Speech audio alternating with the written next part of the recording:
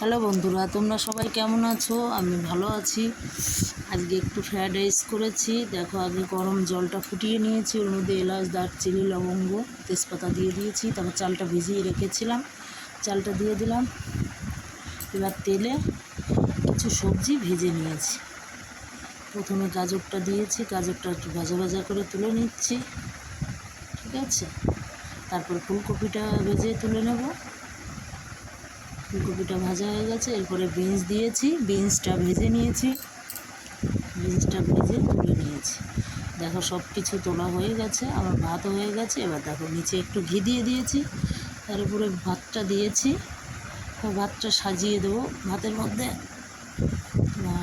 কিশমিশ কাজু দিয়ে দিয়েছিলাম। এবার ভাতের উপরে সবজিটা দিয়ে দিয়েছি, সবজিটা দিয়ে এর উপরে মশলা ঘি দিয়ে দিলাম, মশলাটা ঘিটা দিয়ে দিয়েছি।